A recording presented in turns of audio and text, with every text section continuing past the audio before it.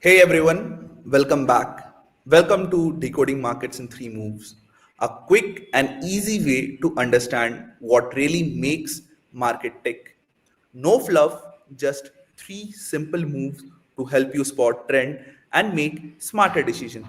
And joining us today is Mr. Rohit Srivastava, a market pro who's got tons of experience in breaking down complex stuff into easy insights. So let's dive in.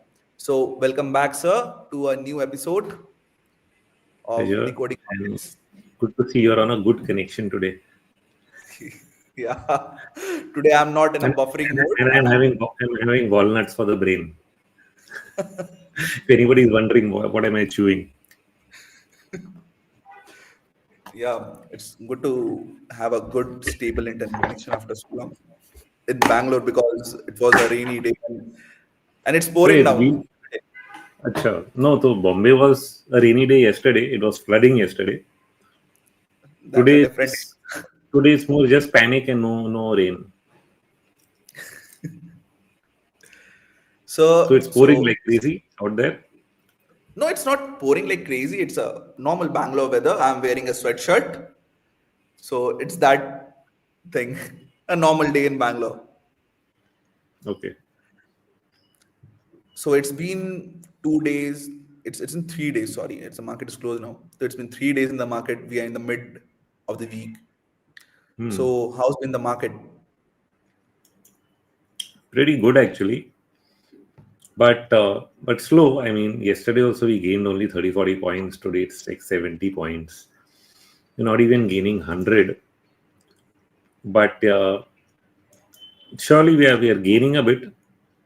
We still very hard to say that uh, we're out of the woods. So let's see. So your opinion actually leads me to my first question for today. In the recent uptrend in Nifty and Sensex, is it sustainable, which has just broke past the psychological barrier of 25,000 points, or is it at risk of reversal due to global and domestic factors?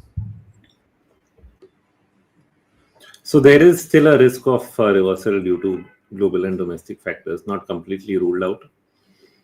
Uh, it had become a very oversold market due for a bounce, and we kept saying that and going wrong for a couple of weeks.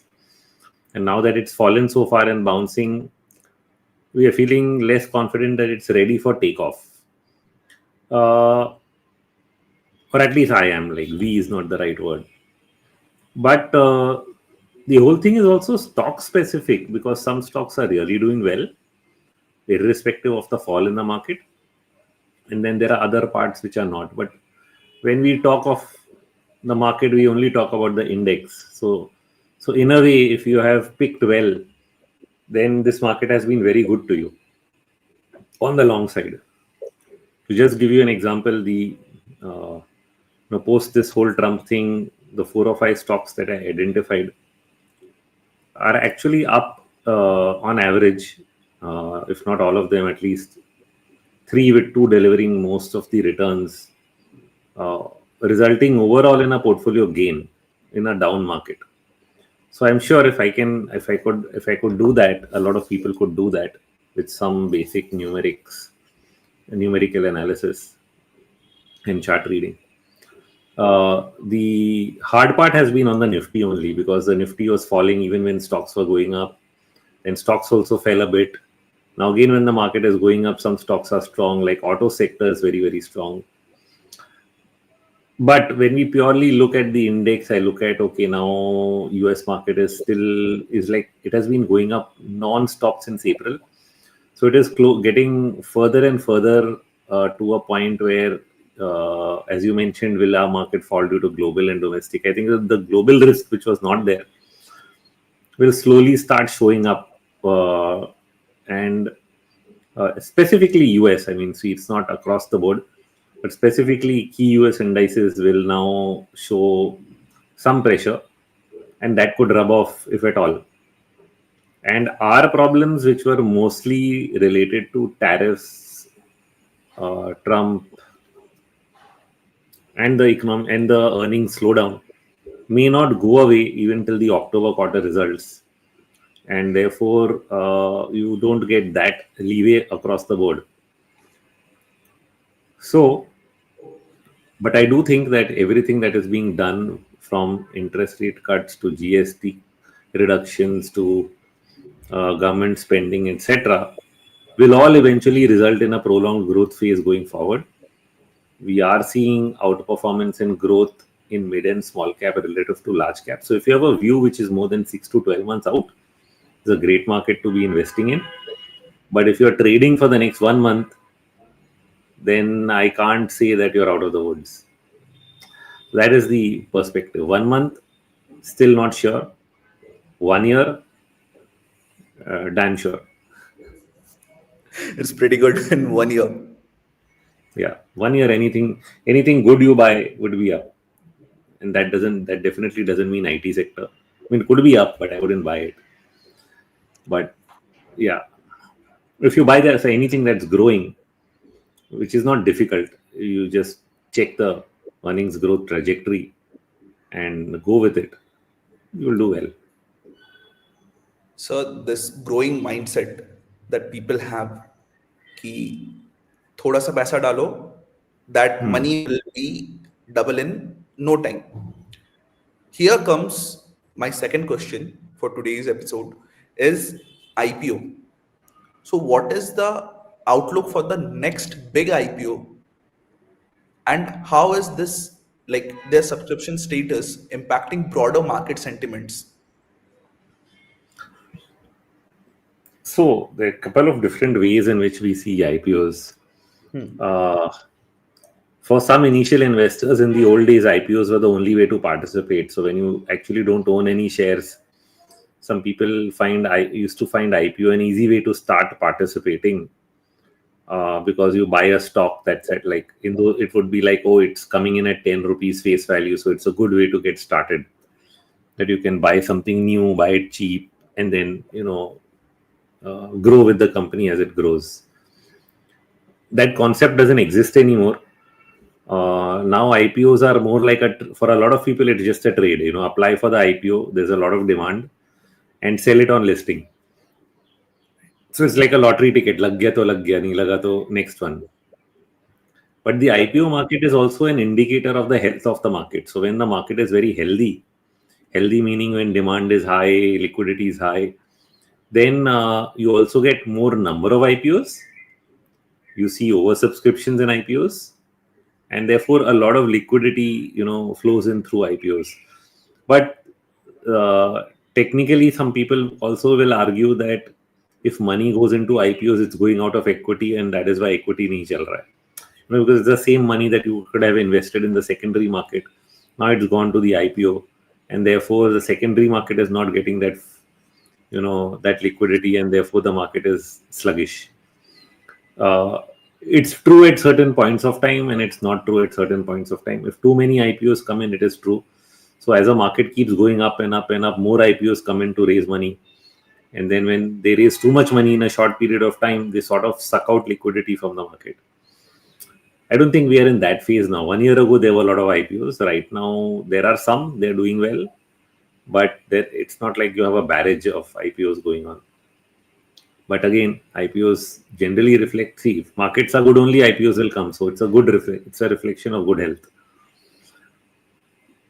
In a bad market, you'll find no IPOs. All the IPOs will run away because a bad market means that the price you're getting for your stock is less, and then no promoter wants to raise money at a less price, and so they all postpone the IPO.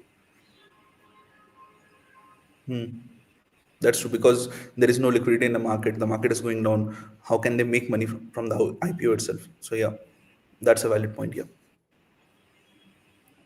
But does that mean This. investors should invest in IPOs? It's a different question. So what's your take on IPOs? What's your lookout? So I did the old thing in 1993. My first investment was an IPO, and that was my last IPO investment. That was the first and last investment on the IPO. It was my first investment in the stock market personally. Prior to Okay. that, it was probably just, managing or looking at what my mom was trying to dabble in. But my first personal investment from some money I got from somewhere was in an IPO. I still have the share certificate of that IPO. But that was the last IPO investment. That means I never invested in IPOs ever again.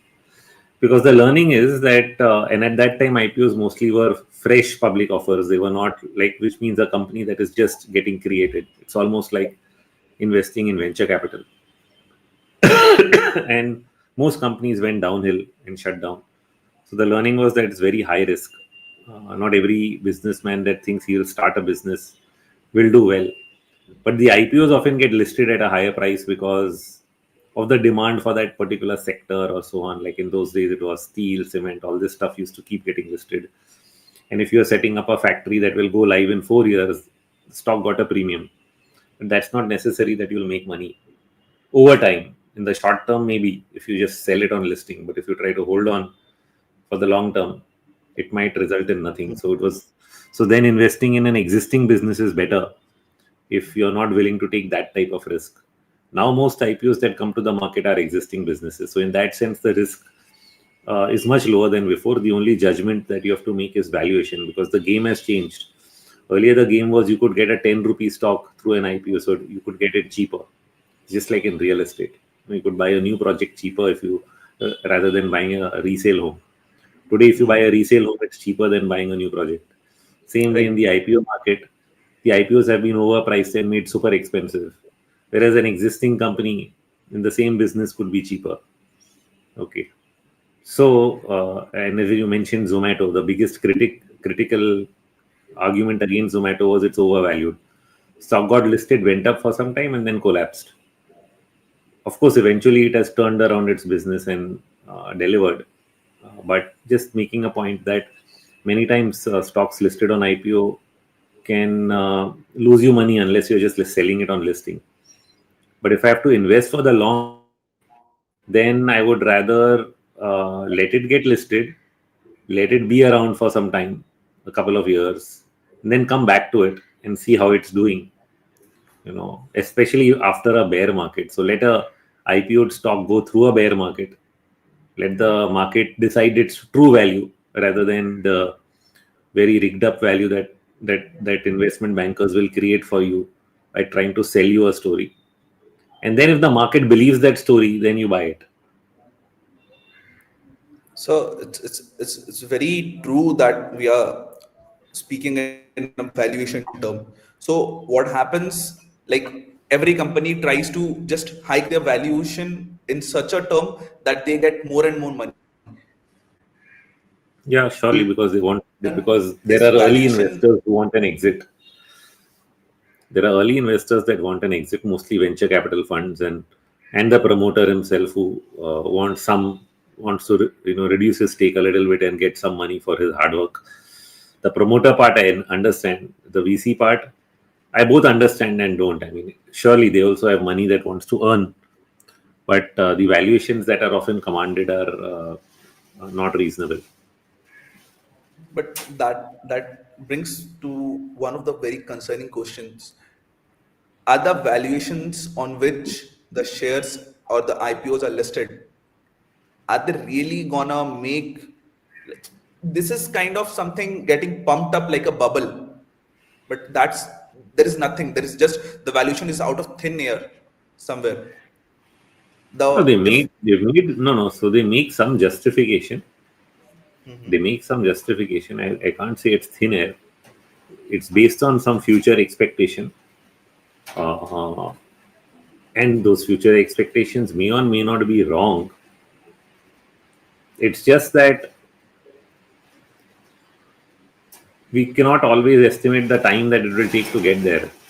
Right. In Zomato's case, for example, it took 3 years to get to profit. In the interim, the stock dropped. That is the excess that we got out of it. This brings to the last question, sir. That is the third question. Is there any significant movement in commodity prices or currency markets? that could have downstream effect on stocks? So lots actually at a very macro level, not on a day-to-day basis, but in the medium term. If you have, for example, a weak dollar environment, it's usually good for liquidity, good for commodities. Now, if you have a strong commodity market, then it's good for the entire commodity sector, and it also reflects on the business cycle. Uh, but right now, we are not seeing much of that because all the ups and downs have been in only copper prices, which is probably one of the more volatile base metals. But others like aluminum, nickel, zinc have just been lying low. So you're not getting what we call an across the board metals rally. If that was true, then the commodity stocks or metal stocks would have done really well. They have done well. It's not that they haven't done well, but they could have done much better if we got an across the board commodity rally. So far, it's only been copper prices going up and down, up and down, up and down. Now, somewhere Indian stocks have done better because of domestic metal demand, specifically in steel, due to the construction and other and the capex that is going on. But otherwise, usually looking at global prices, like steel prices have really not moved globally. If they do, that definitely adds a huge fillip to the returns you can get in that sector. So, and it also reflects demand because if commodity prices are rising, that means the demand environment is pretty strong. Yep. So today I have a bonus question for you after this. So it's regarding your personal finances and just an advice to the younger generations that's just has entered in the market and have started the investment or trading journey. So what key advice do you give to the younger generation for managing their investments and navigating the markets successfully in today's fast changing financial world? Yeah, I think I was talking to someone the other day, and I thought I would give you a very different answer to this type of question. But there's also something more to add. The funny thing is, compared to the time when we were born, when money was not abundant, as we say, uh, I think you would. I mean, even in a good job, the salary would be hand to mouth. So therefore, saving and investing was a very critical thing. We thought saw it as a means to really break free. Today, because when I say money is abundant, what I mean is that if you graduate or you do a postgraduate degree, you end up getting an MBA, you end up doing a diploma in design in various fields that are done today, you easily end up getting a good salary. Okay, in most cases, that means money is somewhere slightly abundant. Okay, and what happens is then people don't pay too much, don't end up giving too much importance to investing. They feel chalta hai, it because it suffices to meet your needs of not just expenses but maybe eating out or uh, we wouldn't do that very easily back then, but now it's like very easy. It's like let's go and have some fun once you got start getting paid. The problem is we don't know when that will catch up because these are just cycles. When inflation catches up with income, then suddenly that changes. So investing is very critical, not just to create wealth but also to stay on top of inflation, that it doesn't reduce the value of your money that you are saving, and creating that long term wealth which eventually helps you in doing much more with your life than just the day to day fun part of it, is then the need of the hour. So a good percentage of your money should get saved into investing. And the good part is that young people, as you say, can take much more risk, and they should. Okay, because there is no other way to uh, both learn and get higher returns. Higher returns don't come without higher risk, so some higher risk is required. But also, the learning curve doesn't happen unless you actually get your feet wet. So, participating in the market and learning, that is one part, and getting a good education on investing. Fortunately, today a lot more investment education is available both online and through courses that were completely unavailable at the time that we started out. We had to learn everything on our own from scratch, from books. It was, you just couldn't go online and start getting gyan. So educate yourself and take risks. I think very important to start having a vision of where you want to be 10 years from now, 20 years from now, what things you want to achieve, what goals you want to get to, and start saving accordingly. Thank you, sir. That was a good piece of advice for everyone over here. So that was it for today's session. So let's move to the questions asked by our subscribers. The first question over here is from Sagar. Can you share wave counts on gold BTC? Can we say that BTC has entered ABC correction on daily time frame? Yeah, it has entered a correction, not long term but medium term for sure. I have written a post on BTC. If you go to Indiacharts.com, so if you just go to the site, there are some posts that are free. BTC is usually free. Just go to the site, okay, and we usually don't talk of India charts, and go to latest. You'll see this is the latest Bitcoin post. Yeah, it's 10 days old, but it's still true. Okay, maybe I've not updated it, so I should. Where we are right now is, I thought I did write an update. Let me see. I'll have to check. Or maybe because we discuss it in Weekend with India Charts and all. Maybe I discussed it somewhere that BTC is. So okay, I didn't, because I was a little unsure. I was a little unsure as to how deep this is going to get. So you see, this is what has been going on. There's a lot of wave counting. Let me just highlight it. This is one 5 wave here. Okay. Now this should have ended. Then we are trying to think whether this 5 wave is going to extend into 9 waves. Now I don't know. We haven't gone far enough so far. And I try to think, okay, this is impulse 1, 2, but this is not so clearly 5 or 3. Is this all just part of 1 and 2? Okay. Or alternately, I'll have to think that this is A, this is B, this is the C coming, and then only your correction will be complete. Not sure. But yeah, I think it's fair to consider that some kind of a corrective phase is going on. The weekly RMI may go into sell this week. That would be one interesting thing to watch on Friday. If that happens, it would indicate that yeah, we are getting this some cycle degree correction at least. So that could happen. Gold and silver also entering corrective phases. I've written about them today. Okay, you have, but you won't see it here. You have to log in to see that post on gold and silver. But gold has been making this triangular pattern for very, very long. Okay, and we're trying to judge whether it's ending 5, whether it's a continuation triangle, ending triangle, and I've gone back and forth. But once again, I'm trying to consider that can it be an ending pattern? But it's managing to hold both sides. So let's see. We're not getting a clear confirmation, but till it doesn't break out of the top end, it can be ending 5 waves from the bottom that we made somewhere in October of 2023, and something similar for silver as well.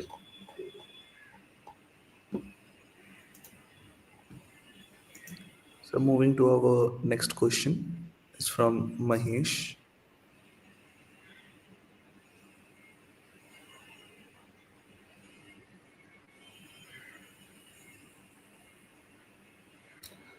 Yeah, so when the market is in a major downtrend, then every time it gets overbought, sort of sells off from there itself. But in counter trend, sometimes in a stronger market, you might get divergences before that happens. Even on this fall, market was falling into the 6th week. You got positive divergences in the swing before we actually turned up, and pretty big divergences, like bigger than what I've ever seen. Now, same way on the top, we've reached 91, 92 2 days ago, yesterday maybe. Market still going higher. So I'll wait for a divergence. it's possible that the Nifty does continue to 25160. Why 25160? It's 61% retracement of the entire fall. And then over there, if it does turn down and there's a negative divergence in the swing, we might have a setup for a possible short if this is a counter trend bounce and it's ending over there. So that's what we'll have to watch for. It's not yet happened, but that's what you need to watch for. So moving for the next question is from Twitter. So Where do we see USD/INR in the next 6 to 12 months? So right now, my thought is it will be lower, not higher. In the short term, it could be under pressure to go up, but it's already started to weaken. So let me just share the chart. Always makes sense to explain on a chart.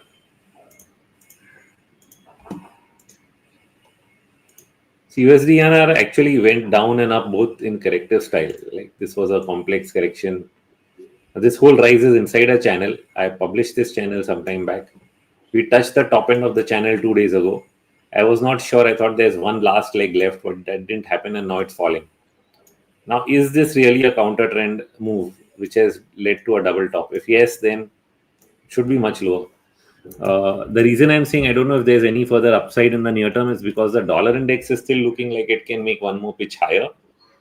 If that happens, maybe you see one more leg attempt to go up. Then this whole pattern can also become an expanded flat.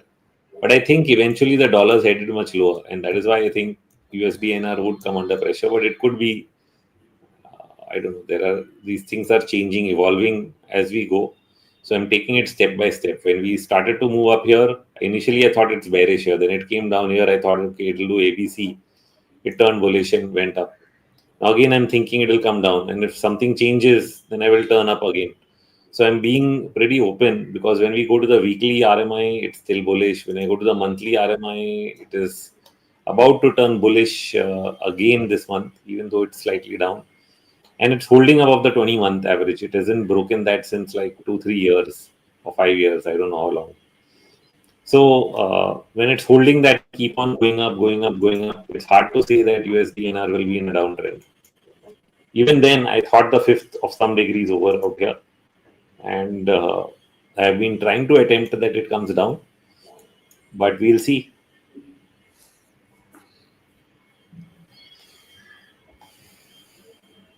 moving to today's last question for the session.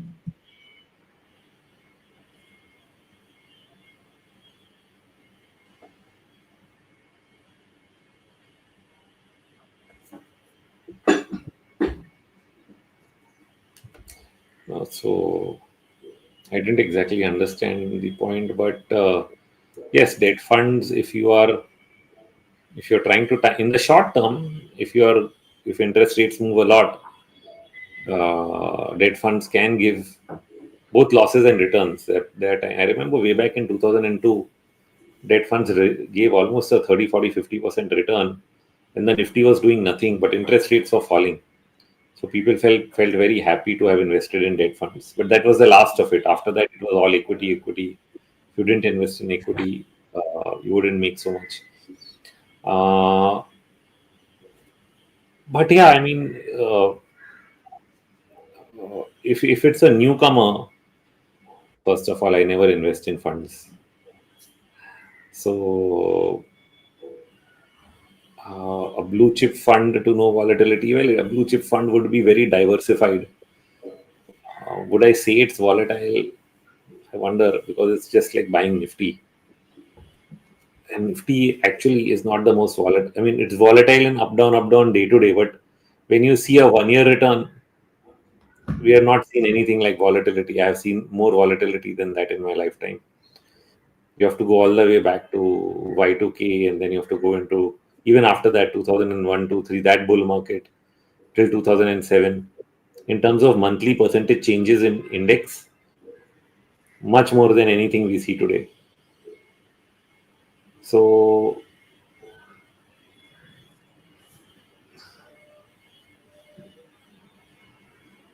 but I do believe in direct investing. I mean, so when I said that young guys should take risk, they should learn about direct investing in stocks.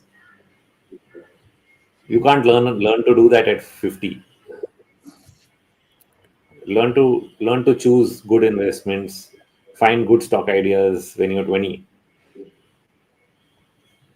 because then that will go a lifetime. As your income increases at 20, you may not be earning much, but in that small income, you'll learn how to find good stocks. By the time you're earning more at 30, you'll buy the right stuff. It will create wealth for your 40s and 50s. You're, So, you're telling the roadmap. yeah, because I don't invest in mutual funds. I haven't owned a mutual fund in my life except once and that also for gold mining stocks in the US.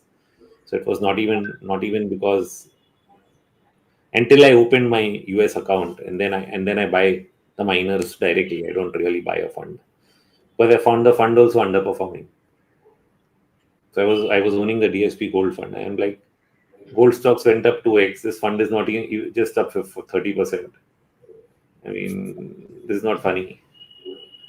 It was supposed to move up a lot more relative to gold. So when gold prices went from $1,000 to $1,300, that's like 30%.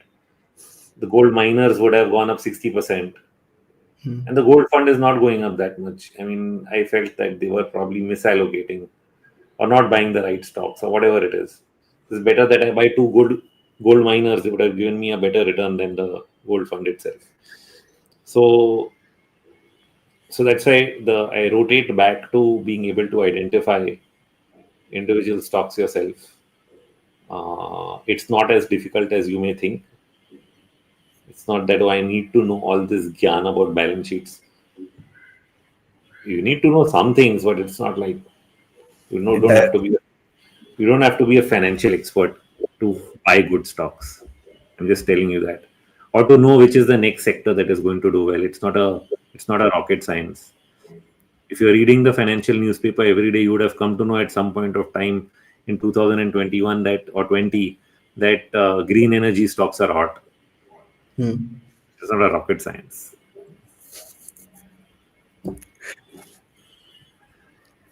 So, And there are endless such examples. I mean, it's never a rocket science. What are yes, the yes. sectors that will do really well in the next 2 years? Yes. So that's it for today, sir. It was all done, like the questions and answers. But yes, One, I would. sorry to Sunil who's saying Hindi mein bolo. But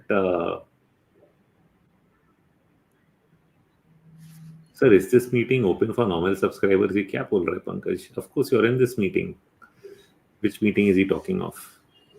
He's But talking about this meeting. but yeah, I mean, see, we are doing this in English. तो मैं हिंदी में बोलूंगा तो सबके लिए सही नहीं है. But yeah, I don't know. अगर सवाल आता है हिंदी में तो मैं हिंदी में ही बोल लेता हूँ. But सवाल भी हिंदी में आना चाहिए. Yeah. It's up to Shubhajit to push me into Hindi mode. It's again. I'm gonna say one thing to all the subscribers who have joined over here. Please, See, Mahesh has a question. Sorry, I'm answering some questions just randomly. sure, But he's sir. saying, is a risk of persistently higher inflation in the US? Not persistently, temporary, because tariffs will cause a inflation spike only for a few months. Okay. And that is what Powell is worried about. But temporary inflation should not be a worry. I remember him using the word transitory. When inflation was shooting up due to excess liquidity, it was not transitory. And you can even say 9% inflation is transitory, but that doesn't mean that if inflation is going up, don't raise rates. So the opposite of that is also true. If inflation is coming down, you have to cut rates. Yeah. If it comes back up, raise it again. But to sit still and say, I know how inflation is going to move, it will come back up again, so I won't cut. And then when it comes back up, you say, see, I was right, and then you don't cut, and then it goes down again, then what will you do? Then will you say it's going to stay down? Well, it's not going to stay down. So it will eventually come back. Nothing stays in one place in finance. So I really don't get it. Just like Trump doesn't get Powell, I also don't get Powell. But I don't get Trump either, so that's different. I mean, I think I get him, but I think I don't like his style. Like being too rash and blash and causing markets to go all over the place. That part I don't like. Otherwise, I know what he wants to do, which is not bad. The main aim is good, but the execution process it's bad. Yeah.